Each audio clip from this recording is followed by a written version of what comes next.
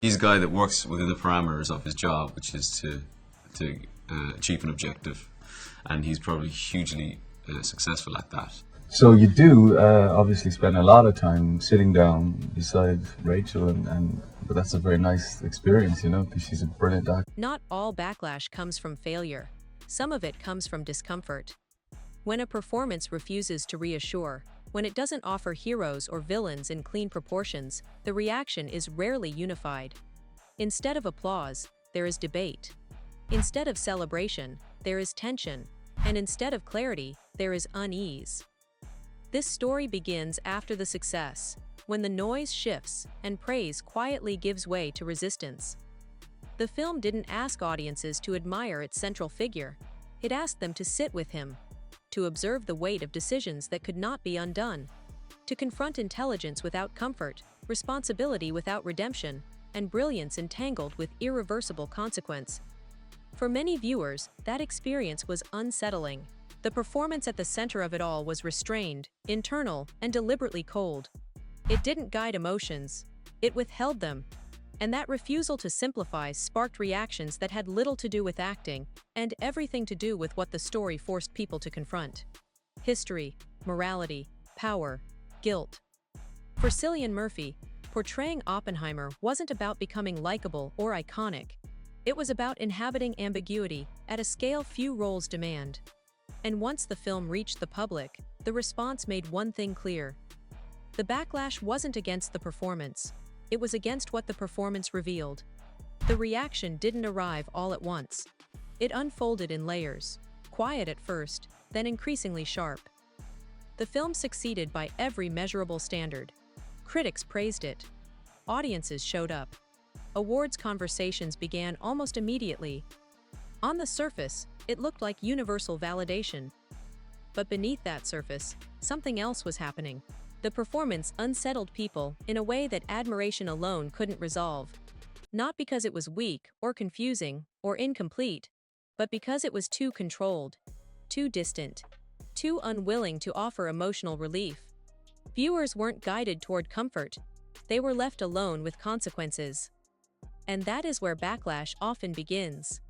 This wasn't a story about heroism.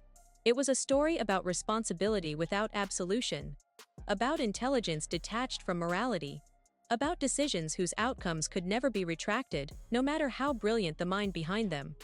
The performance refused to soften those edges. Instead of inviting empathy, it demanded observation. Instead of dramatizing emotion, it restrained it. The character was not built to be liked, redeemed, or forgiven. He was built to be understood, and that distinction mattered more than many expected. Audiences are accustomed to emotional cues. They expect films to tell them when to feel pride, sorrow, or release. This one withheld those instructions. It trusted silence. It trusted implication. It trusted the viewer to sit with discomfort rather than escape it. That trust wasn't universally welcomed. Some interpreted the restraint as coldness, others as detachment. A few went further, projecting intent onto the performance itself. Accusations surfaced that the portrayal lacked empathy, that it failed to condemn strongly enough, or that it humanized something that should remain morally distant.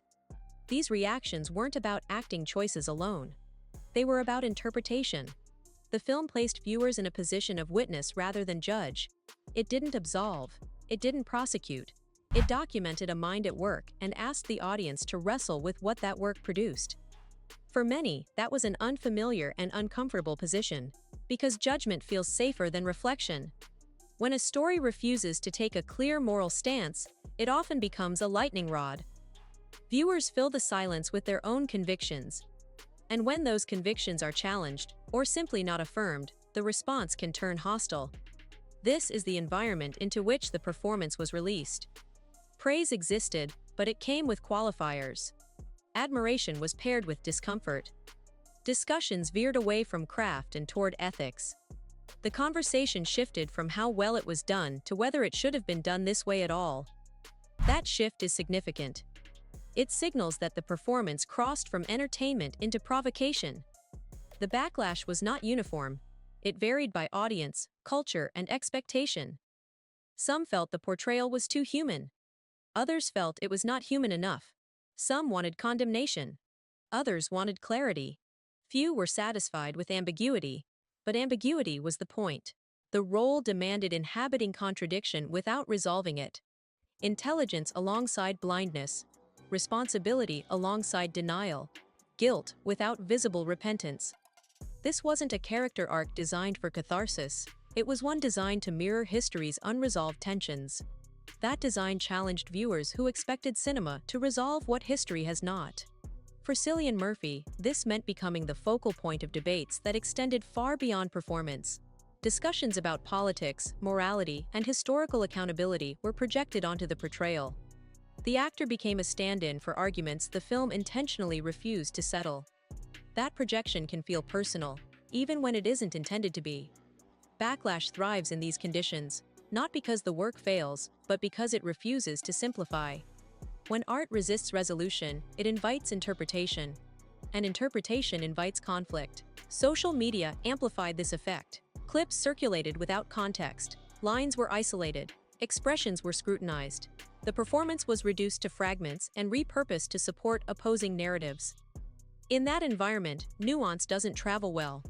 The more the performance was discussed, the less it was understood on its own terms.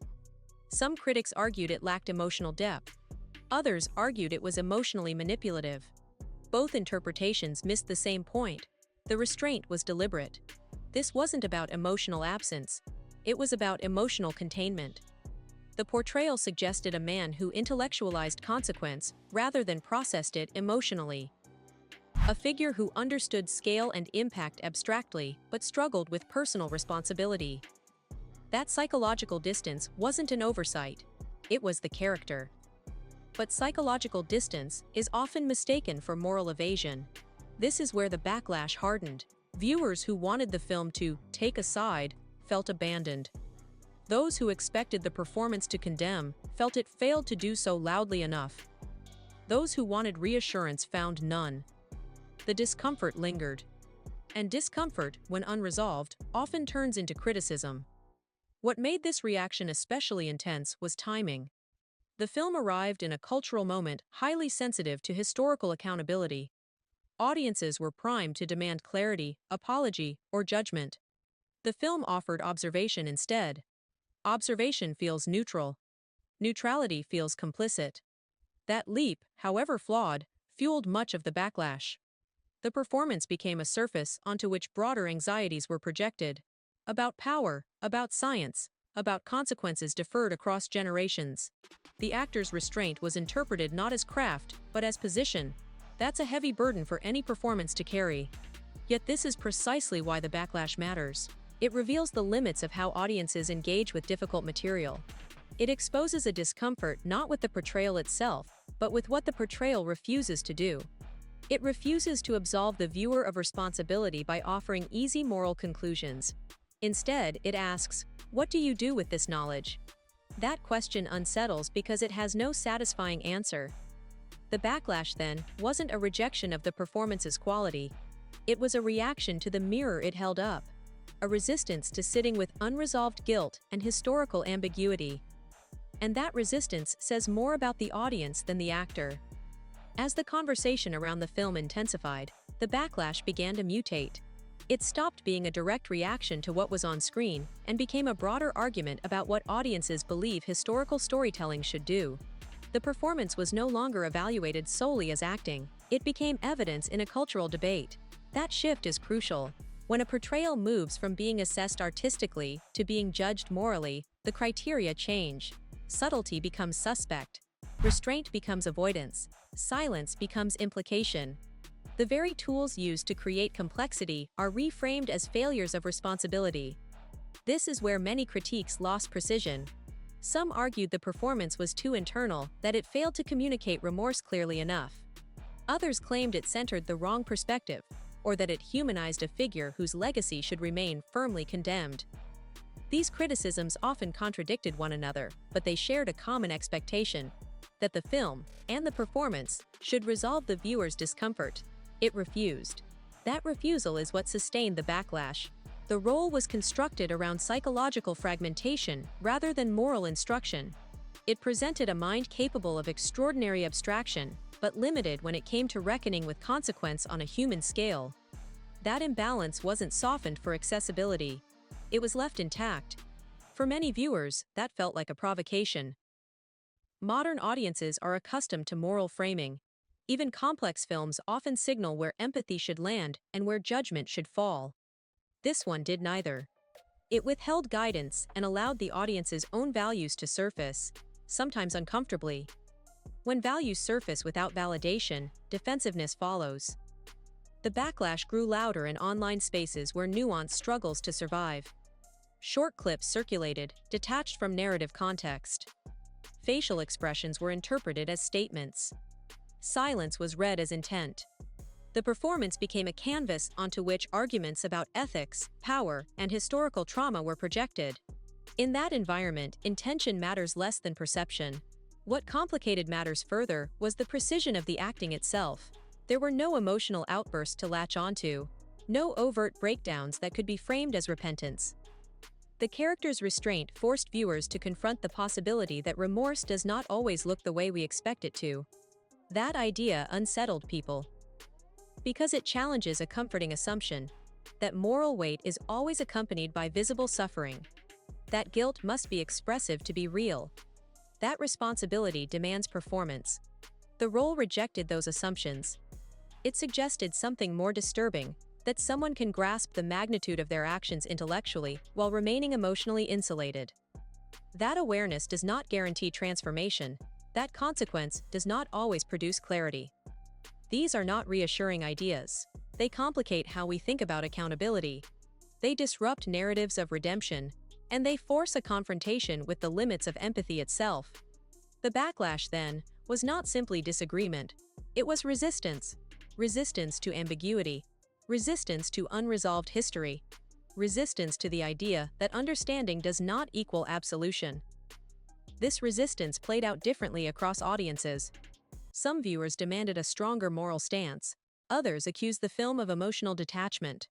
A few went further, conflating portrayal with endorsement. That conflation is common and dangerous. It collapses the difference between depiction and approval. It assumes that showing complexity is the same as excusing it, and it places an impossible burden on art to simplify reality in order to reassure. The performance refused that burden. Instead of guiding the viewer toward a conclusion, it held a position of observation. That position is often misunderstood as neutrality. But neutrality is not the absence of judgment. It is the refusal to perform it on behalf of the audience. That refusal angered people who wanted clarity. The more the backlash grew, the more it revealed an underlying tension. Audiences wanted the film to help them feel morally secure, to tell them where to stand, to offer a release from the weight of history. The film offered none.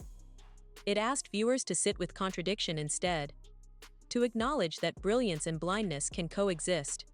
That responsibility can be deferred, rationalized, or compartmentalized. That historical harm does not always come with visible remorse. Those acknowledgments are deeply uncomfortable. They also explain why the backlash persisted even as acclaim continued. Praise and criticism existed side by side, not because the film was inconsistent, but because it refused to resolve the questions it raised. Over time, the conversation began to shift again. Initial reactions gave way to slower analysis. Critics revisited the performance with distance. Scholars and commentators reframed the restraint not as absence, but as psychological accuracy. The backlash didn't disappear, but it evolved. What was once framed as emotional coldness began to be understood as emotional containment. What was seen as detachment was reinterpreted as fragmentation. The performance wasn't about feeling too little. It was about being unable to integrate feeling with responsibility. That reframing didn't silence critics, but it deepened the conversation. And depth is often what backlash transforms into when it outlives outrage. The role continued to provoke debate because it remained unresolved. Each viewing invited new interpretations. Each discussion exposed different fault lines between expectation and intention, between comfort and complexity. That endurance is not accidental. Roles that provoke backlash because they fail tend to fade. Roles that provoke backlash because they refuse to simplify tend to persist. They remain relevant because they continue to ask questions audiences would rather avoid. This is the category the performance fell into. It didn't offer answers, it offered confrontation. And confrontation, when handled without spectacle, often feels like neglect to audiences trained to expect guidance. The backlash, then, was never about whether the performance worked. It was about whether audiences were willing to do the work it demanded. With time, the sharp edges of the backlash didn't disappear, but they dulled into something more revealing. The outrage lost its urgency. The accusations became more specific. And what emerged wasn't consensus, but clarity about why the reaction had been so intense in the first place. The role had done something unusual. It refused to age quickly. Most backlash follows a predictable arc. It spikes, trends, and then evaporates as attention moves on. This one lingered because the questions it raised didn't expire with the news cycle. They deepened as distance from the release grew. That endurance matters. It suggests the reaction wasn't driven by surface-level disagreement, but by unresolved tension between expectation and reality. Audiences didn't know where to place their discomfort, so they placed it on the performance. But the discomfort wasn't caused by acting choices alone. It was caused by what the performance withheld. There was no emotional catharsis, no overt repentance, no narrative reassurance that moral reckoning had occurred in a way that could be neatly processed. The character's internal world remained compartmentalized, fragmented, and resistant to integration. This is not how cinema usually treats historical guilt. Films often rely on emotional clarity to help viewers navigate difficult material. They offer confession, breakdown, or sacrifice as markers of moral engagement. This performance denied those markers. And denial, when intentional, feels confrontational. The backlash revealed how deeply audiences rely on emotional cues to orient their judgment. When those cues are absent, viewers feel unmoored. They begin to question not just the character, but the storyteller's intent. Was this restraint empathy or evasion? Was it accuracy or avoidance? Was it responsibility or refusal? These questions fueled the ongoing debate. What became clearer over time is that the performance wasn't designed to answer them. It was designed to expose their necessity, to show how much we depend on narrative closure to feel morally settled, and how unsettling it is when closure doesn't arrive. The backlash, in this sense, became part of the film's afterlife. It extended the story beyond the screen. It forced conversations the film itself deliberately avoided staging. And in doing so, it validated the approach more than it undermined it. Because art that fails rarely generates sustained moral debate. Art that succeeds uncomfortably does. As critics revisited the performance months later, a subtle reframing occurred. The emotional restraint began to be discussed less as a flaw and more as a psychological statement. The character wasn't cold because the actor withheld feeling, but because the historical figure functioned through intellectualization rather than emotional integration. That distinction is crucial. It suggests a person capable of understanding consequence without fully processing it. A mind that grasps scale but struggles with intimacy. Responsibility understood abstractly but never metabolized emotionally. This isn't exoneration, it's diagnosis. And diagnosis is often mistaken for sympathy when audiences are primed to expect condemnation.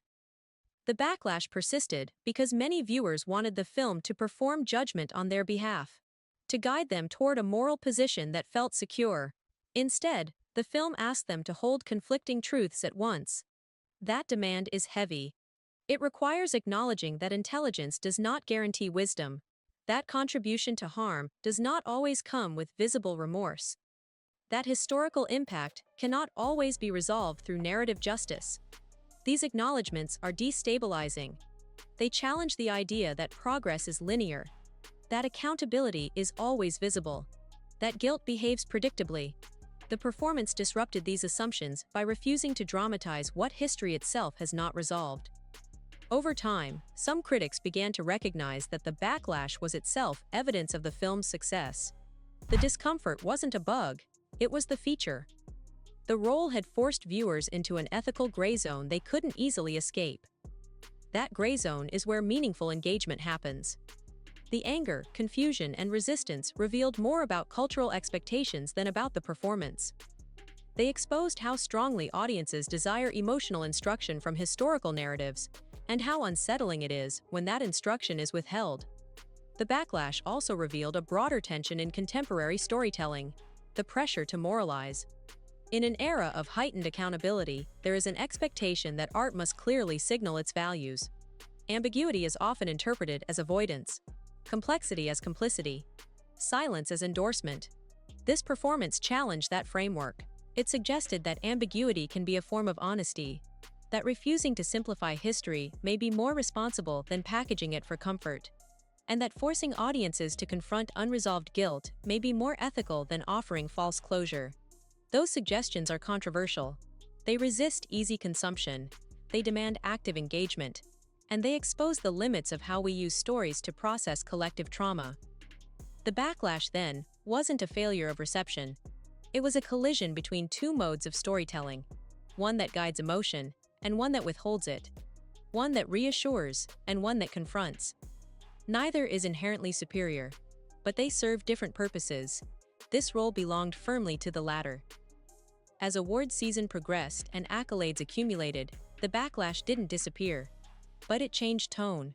It became quieter, more reflective, less reactive. The initial accusations gave way to longer essays, deeper analysis, and more nuanced disagreement. That evolution matters.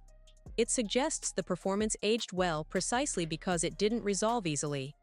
It continued to provoke thought rather than exhaust it. And it remained relevant because it refused to tell viewers what to feel. The legacy of the role is now inseparable from the reaction it provoked. Not as controversy, but as conversation. It stands as an example of how restraint can be more disruptive than excess, how silence can speak louder than condemnation, and how backlash can signal that art has struck a nerve rather than missed the mark. In the end, the performance didn't ask to be liked. It asked to be reckoned with. And the backlash, uncomfortable, persistent, unresolved, was proof that reckoning had begun. With distance, the backlash no longer looks like rejection. It looks like exposure, not of flaws in the performance, but of expectations audiences bring to historical storytelling, and how unsettled they become when those expectations aren't met. The role didn't fail to guide emotion. It refused to guide it.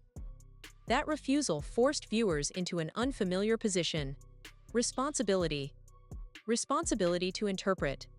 Responsibility to judge. Responsibility to sit with ambiguity without being told what to do with it. For many, that felt less like freedom and more like abandonment. Cinema has trained audiences to expect moral choreography, to be shown when to feel anger, when to feel remorse, and when to feel relief. This performance dismantled that choreography. It offered no release valve, no emotional punctuation, only a sustained confrontation with consequence. That confrontation lingered. Over time, it became clear that much of the backlash was a response to unresolved guilt, not within the character, but within the audience's relationship to history itself. The film didn't allow viewers to outsource judgment to the narrative. It kept the weight intact. That weight is heavy. It asks whether understanding equals accountability, whether brilliance excuses blindness, whether recognition of harm is meaningful without transformation. These questions don't resolve neatly, and the film never pretended they would. The performance embodied that refusal. Instead of dramatizing remorse, it presented compartmentalization. Instead of emotional catharsis, it showed intellectual distance. Instead of redemption, it offered aftermath. Those choices unsettled viewers who expected cinema to do the moral work for them. As the months passed, the tone of criticism shifted. What began as outrage matured into analysis. The same restraint once criticized as coldness was re-examined as psychological accuracy. The performance wasn't about feeling too little, it was about being unable to integrate feeling with responsibility. That reframing didn't erase disagreement, but it clarified it. The backlash wasn't about quality, it was about discomfort with ambiguity. And ambiguity, when intentional, is often mistaken for avoidance. Especially in a cultural moment that demands clear positions and visible accountability. The role challenged that demand by suggesting that some histories resist clean framing, and that pretending otherwise may be the greater dishonesty. This is where the performance's legacy settles.